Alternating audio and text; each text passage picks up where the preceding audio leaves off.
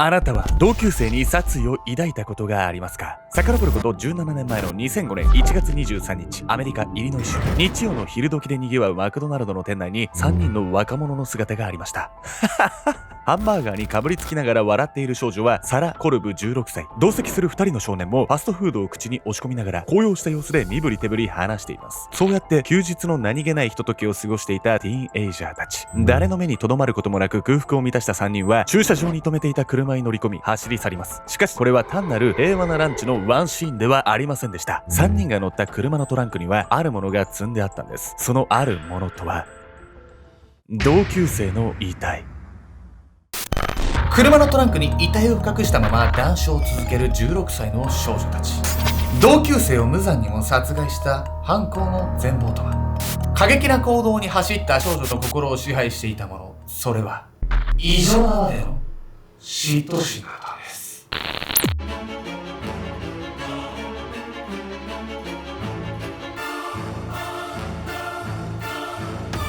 その人のなんか 3,4 年後どうなってんだろうって気になる女の子が好き、ケンちゃんです。みんなの心のヒートテック、エミヤミコです。俺はエアリズム。どういうこと？本日ご紹介するのはアメリカで起きた16歳の少女の殺人事件についてなんです。なんとこの犯人は仲の良かった同級生を殺害するんですけど、その犯行動機がもうドロッドロだったんですよ。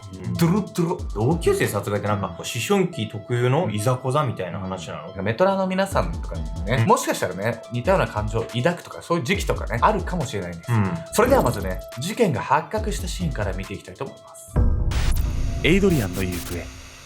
遡ること17年前の2005年1月21日、アメリカ・イリノイ州、ミシシッピ川に面した町、モリーンが今回の舞台。夕方になって帰宅したジョアン・レイノルズは自宅の様子がいつもと違うことに気がつきました。何かあったのかしら？普段掃除や洗濯などの家事は午前中に学校を終えて帰ってくる娘のエイドリアンが済ませてくれています。しかしその日は何もかも手つかずの状態でした。傍目から見れば16歳で遊びたい盛りの少女が家事をすっぽかすといったことは何ら不思議なことではないでしょう。しかしこの時、母ジョアンはなぜかエイドリアンの身に良くないことが起こっているような嫌な予感を覚えていたんです。その時でした。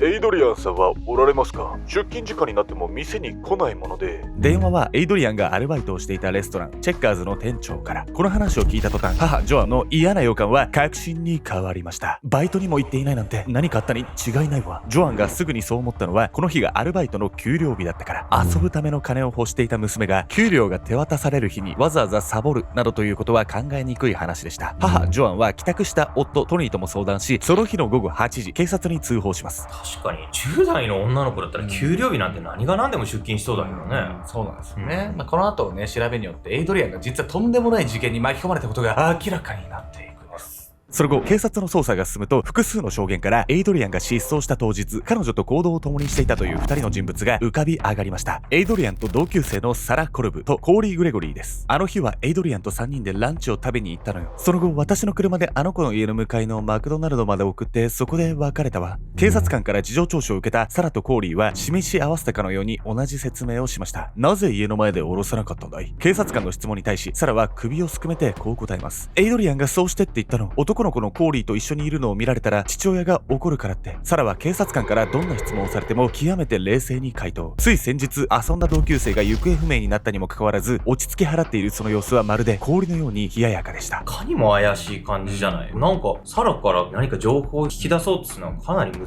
しそうじゃない？そうですね。その怪しさみたいなところ、警察官も感じてたんですけど、実はサラではない別の人物がボロを出すんです。警察官の質問を冷静に受け流すサラ。一方で警察官が見逃さなかったのはその友人コーリーの挙動です。事情聴取を受けたコーリーはひどく緊張しており、瞬きすら忘れているような状態。質問に答える際も声が震えるのを隠しきれずにいました。そしてやはり警察官の予感は当たっていたんです。数時間後、追い詰められたコーリーは最初に質問された時とは全く異なる供述をし始めたんです。エイドリアンの居場所はブラックホーク州立公園です。その後、公園にたどり着いた警察官はコーリーが指さしたマンホールの蓋を開けると顔をしかめ、ため息を漏らします。なぜならマンホールの中にはエイドリアンの遺体があったから。最悪の事態になったわね。でもサラとエイドリアンは親友だったわけでしょ？そんななんか冷静な嘘っていうか簡単にこんな嘘つけるわけ？そもそもね、一体彼女たちの間に何があったのか。時を戻してサラとエイドリアンの関係値について見ていきたいと思います。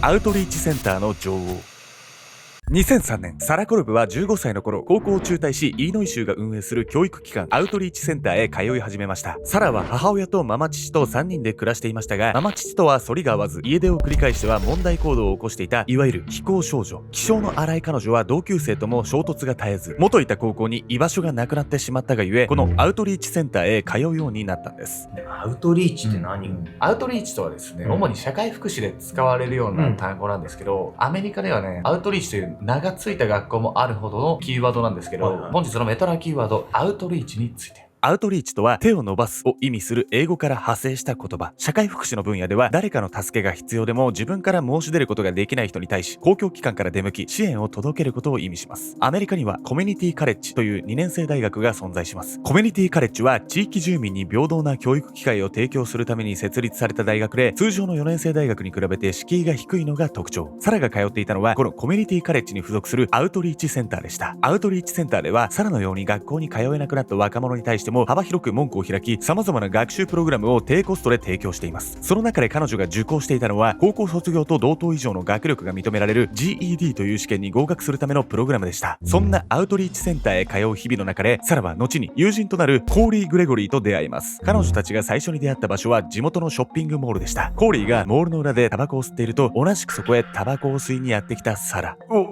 かわいい。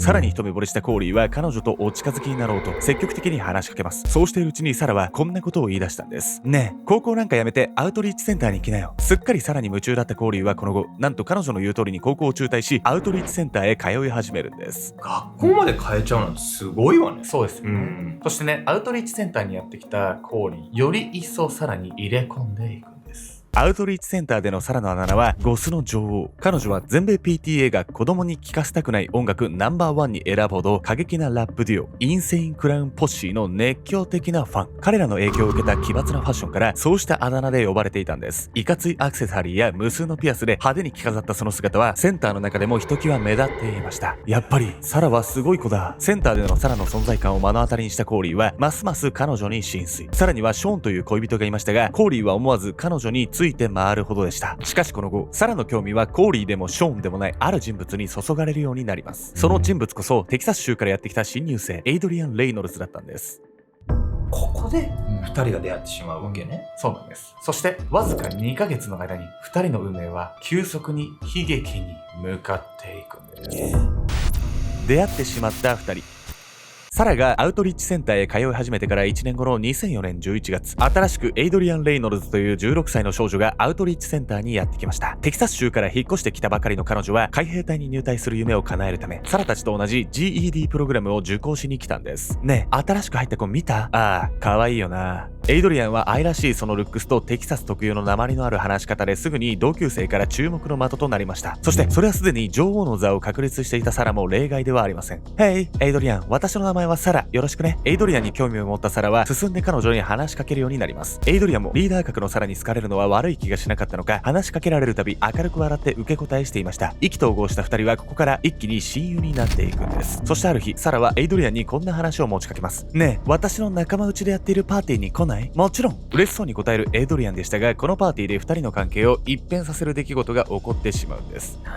なんかサラの仲間内とかって言われたら集団が柄悪そうに聞こえるんだけど、そういうこと？そうなんです。サラはね、エイドリアンのことをあえてそういう場に連れていたんです。実はサラはエイドリアンを内輪のパーティーに誘うことで彼女の忠誠心を試そうと考えていたんです。センターでは自分を一番に慕ってくれているエイドリアンが浮ついた空気の中、周囲の男に言い寄られてついていかないかをチェックしようと考えていたんです。親友の私のことを考えれば、私の仲間内で勝手なことはできないはず。ね、どんだけ自己中なんだよ、それ。そんな思いを内に秘め、サラは仲間たちに向かって声を張り上げて呼びかけます。みんな、可愛いテキサスガールを連れてきたよ。すると次の瞬間、サラにとって予想外の展開が訪れます。なんとエイドリアンが、パーティーの主役になってしまったんです。超可愛いじゃん。連絡先教えてよ。ねえねえ、今度ご飯行かない？パーティーに居合わせた誰もがエイドリアンに群がり、彼女をもてはやしている状況。サラはその様子を唖然として見ていました。そして同時にこの時、彼女はエイドリアンに対し、今までとは全く別の感情を抱くようになったんです。こいつは私から女王の座を奪おうとするクソ女だ。その日以来、サラはエイドリアンと口を聞かなくなってしまいます。エイドリアンは訳がわからないなりに関係を修復しようとしたんですが、センターで声をかけても電話をかけても、サラは一切取り合おうとしなかったんです。なるほどサラは人気者のエイドリアンにめちゃくちゃ嫉妬してやってたのね。純粋な嫉妬ですよね。ただね、サラの場合はこの後の出来事によってもはや嫉妬だよねっていう範疇を超えるんですよ。恐ろしいんです。ちょっとコーリー、一体どういうこと？檻の形相で友人のコーリーに詰め寄るサラ。彼女が怒りをあらわにしている理由、それはコーリーがサラに内緒でエイドリアンと会っていたからでした。サラの知らない間に彼女に夢中だったはずのコーリーまでもがエイドリアンに惹かれるようになっていったんです。アウトリーチセンターでノートを広げていたサラはペンを握るその手を震わせながら力を込めてこう書き記しました。私はあいつを殺す。そう、この瞬間、サラのエイドリアンへの嫉妬心は明確な殺意へと変わったんです。こうして運命の1月21日を迎えることになります。エイドリアンほんとモテモテじゃないのよ。そうなんです。羨ましいわね。でも、これはちょっとサラの方がとんでもないことになっちゃうんじゃないの？大嫉妬ですよね。こうしてね、嫉妬を殺意に変えてしまったサラ、ついにおぞましい事件を起こしてしまったんです。血みどろのランチタイム。こうやって一緒に出かけるのも久しぶりじゃない？ 2005 年1月21日の午後、サラの車の助手席に乗り込んだエイドリアンは久しぶりの彼女からの誘いに胸を躍らせていました。後部座席には友人のコーリーとサラの恋人ショーンの姿も。4人はサラの運転でメキシコ料理店のタコベルへ向かうことになっていたんです。ただはしゃいでいるのはエイドリアンだけで、車内はどこか重苦しい空気に包まれていました。そんなドライブの最中、サラは突如冷たい口調でこんなことを言い出すんです。あんた今後コーリーに近づくんじゃないよ。いやコーリー以外もよ。私の友達に近づいたら許さない。いきなり予想外の言葉をかけられ、あっけに取られるエイドリアン。しかし彼女は毅然とした態度でサラに言い返します。なんでサラにそんなことを決められなきゃいけないの？私の勝手でしょ？は？何口答えしてんの？エイドリアンが反論したのをきっかけに2人の言い争いは急激にヒートアップしていきます。タコベルの駐車場に着いた頃にはサラの恋人ショーンもたまりかねて退散してしまうほどでした。ついに衝突しちゃったのね。そうなんです。そして興奮した2人、口喧嘩では収まらないんです。もう許さない。そう叫ぶや否や、サラは運転席から太い木の棒を取り出した。それを大きく振りかぶり、エイドリアンを殴打するサラ。やめて！エイドリアンは必死に抵抗した。2人の少女はもみくちゃになり、髪の毛を引っ張り合い体を殴り合った。サラは木の棒を決して手放さず、エイドリアンを殴りつける。その度にエイドリアンの体がきしむ鈍い音がした。そんな命がけの応酬を止めたのは、突然エイドリアンの首に巻きつけられた生温かいベルトだった。ベルトはエイドリアンの首をきつく締め上げ、ついに彼女の息の根を止めてしまった。この時エイドリアンを考察したのがサラだったのか、その場に居合わせたコーリーだったのかは未だに分かっていません。いずれにせよエイドリアンの若い命は彼女と親しかった友人の手で奪われてしまったんです。普通車の中に凶器なんてさ、乗せとかないものだと思うのよ。これ明らかに準備してたんじゃないって思うんだけど。そうなんです。おっしゃる通り計画的犯行だったんですけど、まあ本当にね、こっちの幸いって言っていいのか分かんないですけど、いわゆる10代の少年少女だったんで、やっぱ爪が甘い、ボロが出るところがあったんですよ。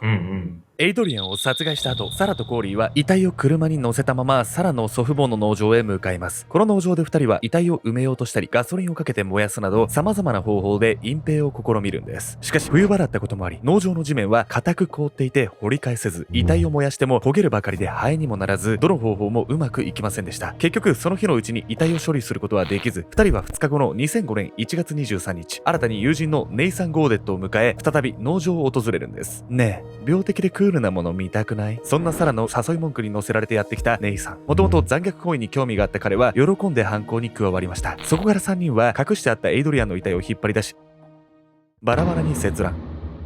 ゴミ袋に詰め、サラの車のトランクに詰め込みます。そしてそんな作業も一段落したその時でした。なんかお腹空いちゃった、腹ごしらえしよう。さっきまでグロテスクなバラバラ遺体に触れていたことなど気にもせず空腹を訴えるサラ。3人は遺体を積んだ車でマクドナルドに向かい、何事もなかったかのように談笑しながらランチを取りました。そして空腹を満たしたところでブラックホーク州立公園へと車を走らせ、遺体を遺棄したんです。友達殺して、その遺体切り刻んだ後によく何かしら口に入れようなんて思うわね。信じられないですよね。